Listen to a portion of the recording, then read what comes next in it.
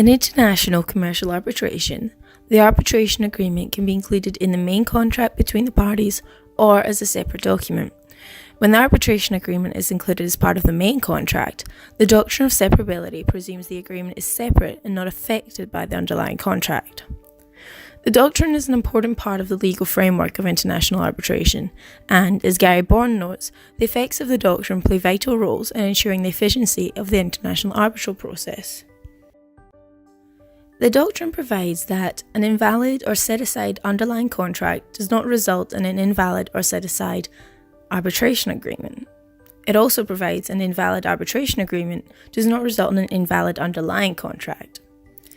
It also provides that the substantive law governing the underlying contract may be distinct to the law that actually governs the arbitration agreement, and there may be different form requirements applied to the underlying contract than to the arbitration agreement.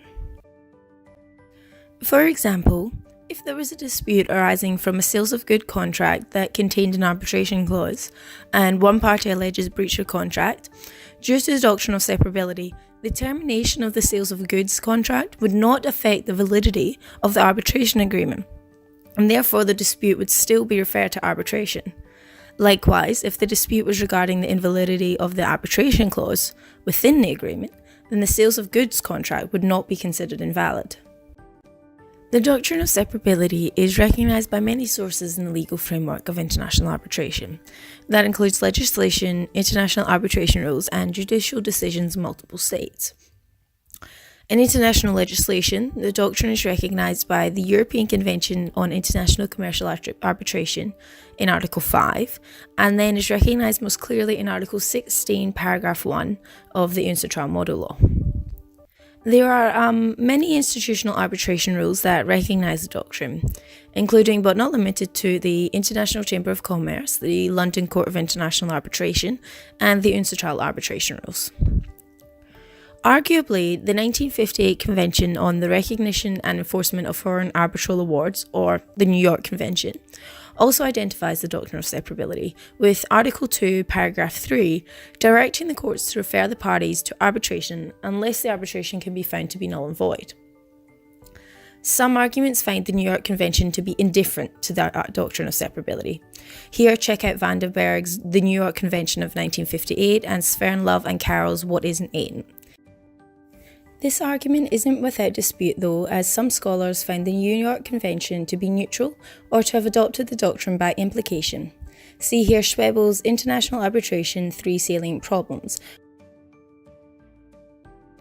The doctrine is part of Australian international arbitration law with the International Arbitration Act 1974, with Schedule 2 giving effect to the UNCITRAL Model Law, thereby incorporating the UNCITRAL Model Law Article 16.